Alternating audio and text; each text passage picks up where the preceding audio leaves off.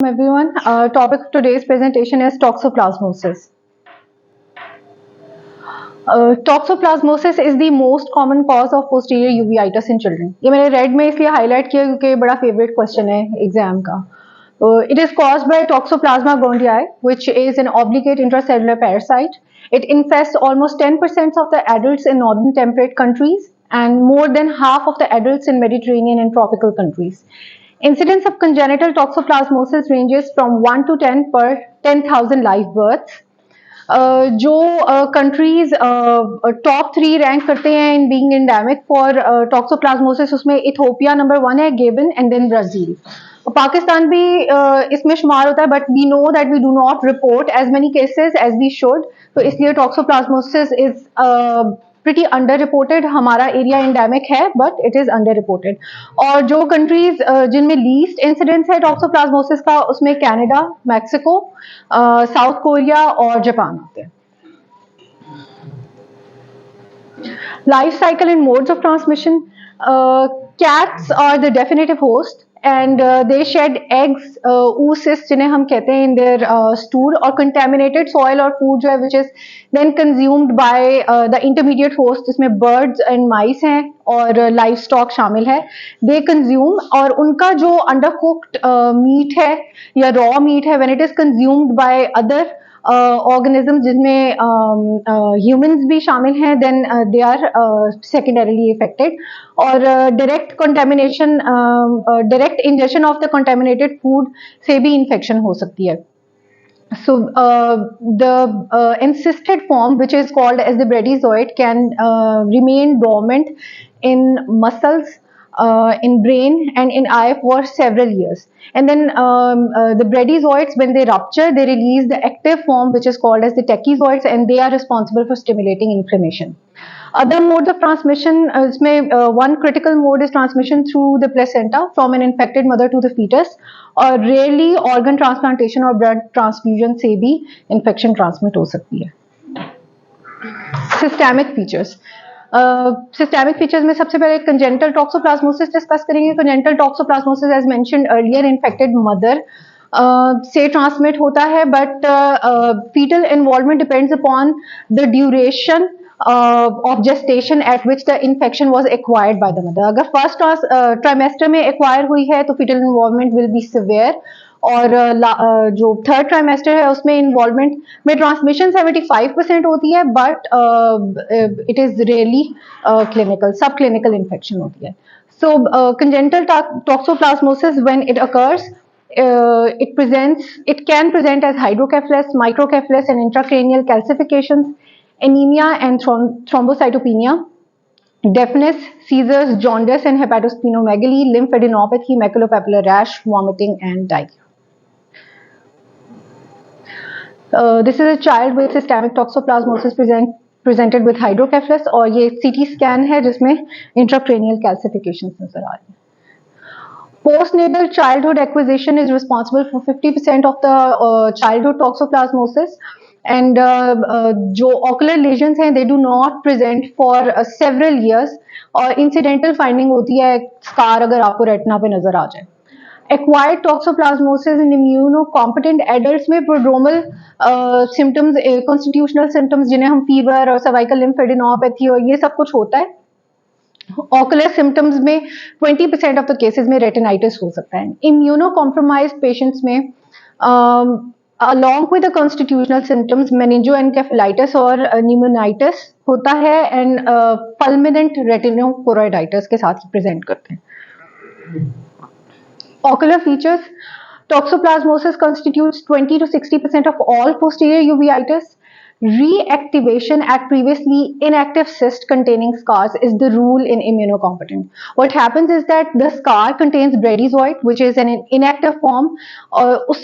उसके rupture होने की वजह से the tachyzoids, hundreds and hundreds of tachyzoids are released and they infect the adjacent retinal cells.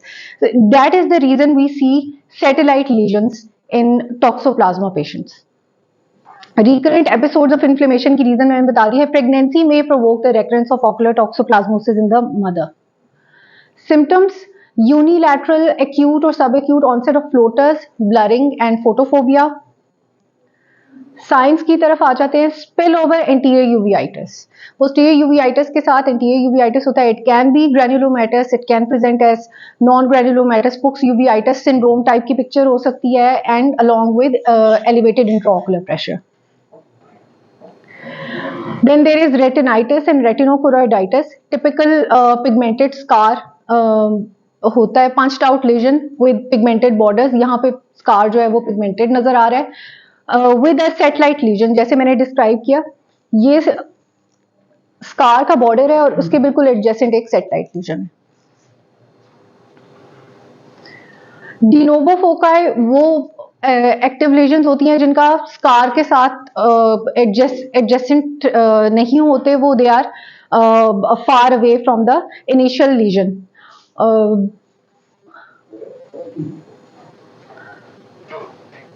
विट्राइटिस ये क्या है? Headlight and fog. तो विट्राइटिस जो है वो इतनी हेजीनेस कॉज कर देता है कि वो जो एक्टिव क्रीमी लेजन होती है it appears as headlight and fog. मैं गूगल पे हेडलाइट एंड फॉग सर्च कर रही थी तो ये पिक्चर नहीं आती थी, टॉक्सोप्लाज्मा की पिक्चर आती थी. ये टर्म इतनी ज्यादा है उसके साथ एसोसिएट हुई है. वस्कुलाइटिस, एक्टिव टॉक्सोप्लाज्मोसिस में वस्कुलाइटिस होता है. मोर कॉमनली वीनस इन्वॉल्वमेंट ज्यादा होती है as compare to the arterial. Optic disc edema, fulminant retinal involvement. This usually occurs in immunocompromised patients. न्यूरोरेटिनाइटिस, जैसे कैट स्क्रैच डिजीज में न्यूरोरेटिनाइटिस की पिक्चर होती है, वैसे टॉक्सोप्लाज्मोसिस में भी हो सकती है but it is rare. Punctate outer retinal toxoplasmosis. Usually toxoplasma की लीजन्स जो हैं वो मैकुला को इन्वॉल्व करती हैं but sometimes small punctate lesions measuring about 25 to 75 micrometers in diameters can be seen along the arcade. ये छोटी छोटी lesions आपको नजर आ रही होंगी. These are punctate outer retinal toxo lesions. और वो 7 sections भी बताए हुए हैं OCT पे, आप उसको compare भी कर सकते हैं. ये वाला जो section है E और F जो है वो उससे नीचे है और G. आरपी ब्रुक्स मेम्ब्रेन की भी डिस्ट्रक्शन हो रही है. That explains the later complication of choroidal neovascularization. Visual loss and complications क्यों होती हैं? 1 मैकुला की इन्वॉल्वमेंट, नंबर 2 पैपिलोमैकुलर बंडल की इन्वॉल्वमेंट, 3 डिस्क की इन्वॉल्वमेंट और लेटर ऑन कॉम्प्लिकेशंस जैसे कोरोइडल नियोवास्कुलराइजेशन है, वास्कुलाइटिस है, वास्कुलर ऑक्लूजन है, उसकी वजह से विजुअल लॉस और दूसरी कॉम्प्लिकेशंस होती हैं. Healing spontaneous resolution 6 to 8 weeks में हो जाती है but vitreous opacities they take longer to resolve. Recurrence average number of attacks per patient is 2.7 within 5 years. Sure. Differential diagnosis. There is a long list of differential diagnosis. अब ये आप लोग input दें, क्या डिफरेंशियल हो सकते हैं टॉक्सो की लीजन्स के.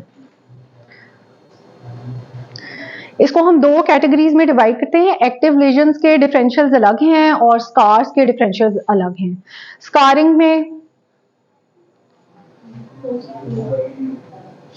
पोस्ट लेजर, हाँ बट हाँ ठीक है.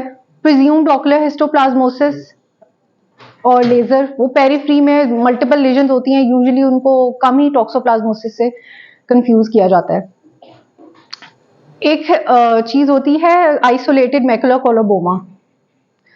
उसकी जो अपीयरेंस है वो मिलती जुलती है मैकुलर स्कार के साथ. और ये तो टॉक्सोप्लाज्मा की एक्टिव लीजन है. ये क्या चीज है? ये डिस्क है. ये क्या चीज है?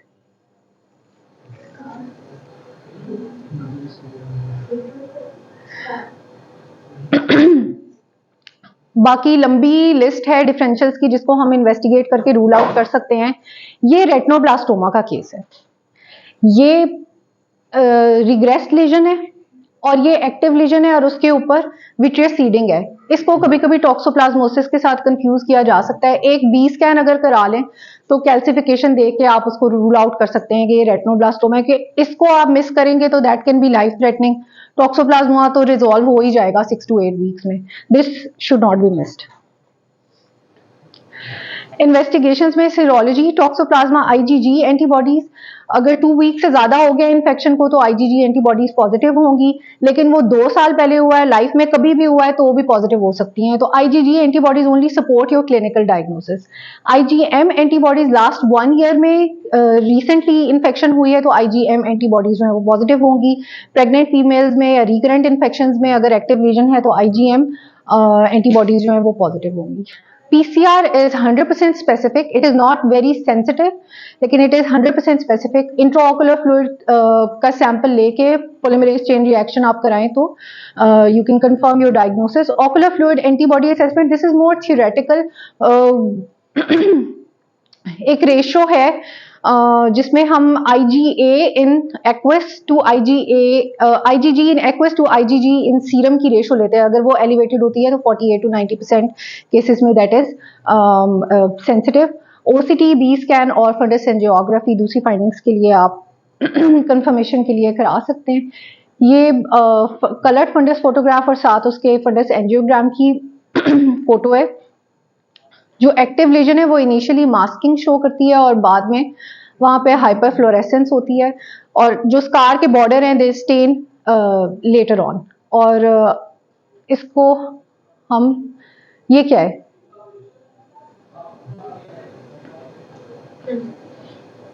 ये क्रोइडल नियोवास्कुलराइजेशन के फंडस एंजियोग्राम फोटोज हैं।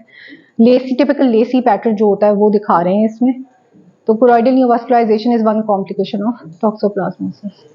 और ये बी स्कैन है जिसमें सीरस रेटिनल डिटैचमेंट जो है डोम शेप्ड एलिवेशन आई हुई है बी स्कैन में। ट्रीटमेंट, जब हम कहते हैं 6 to 8 वीक्स में लीजन ने रिजॉल्व हो ही जाना है तो ट्रीटमेंट देने की क्या जरूरत है, नहीं देनी चाहिए।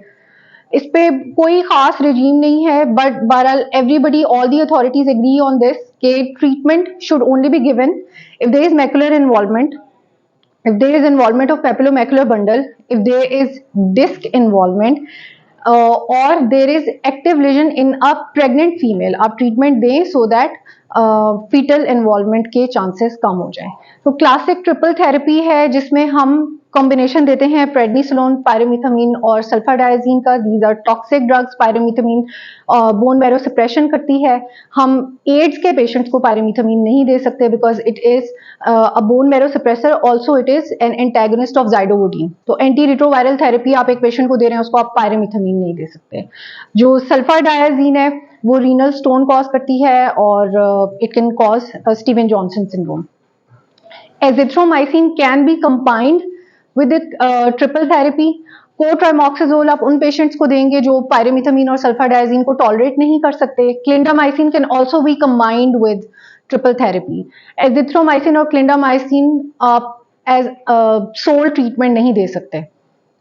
एटोवाकोन एंसिस्टेड ब्रेडिजोइड्स के लिए और topical steroids and mydriatics for anterior uveitis and intravitreal therapy जिसमें हम clindamycin 1 milligram with dexamethasone 400 microgram injections देते हैं 2 to 3 times फोर्टनाइटली इंटरवल्स पे। These are indicated in those इनमें सिस्टेमिक थेरेपी आप नहीं दे सकते, जैसे कि प्रेग्नेंट फीमेल्स में आप इंट्राविट्रियल थेरेपी दें। और spiramycin is a drug which decreases the chances of infection from mother to the fetus transplacentally.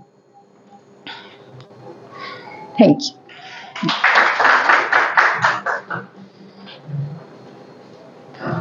किधर से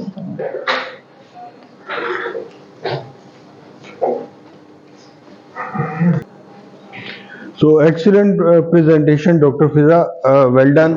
बहुत absorbing presentation थी. It is a very common problem because the posterior uveitis in most of the cases is caused by toxoplasmosis and this is treatable. So differential diagnosis of toxoplasmosis. One, it causes leukocoria. So the differential diagnosis of leukocoria is retinoblastoma, cataract, toxocariasis, Coats disease, PHPV, ROP. So all these conditions are included in the differential diagnosis because of the white reflex of the pupil. Then the other differential diagnosis can be torch infections. Torch, T is for torch function, O for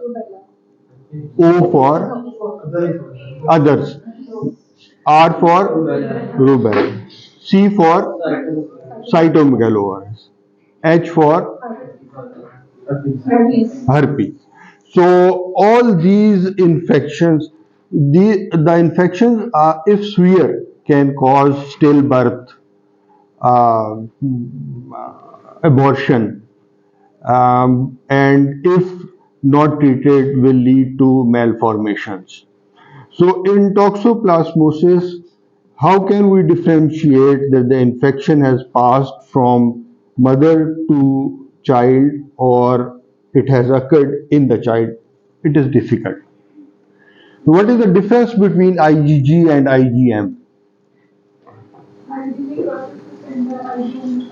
Good. So IgG crosses the placenta while IgM does not cross the placenta. So what is its clinical significance?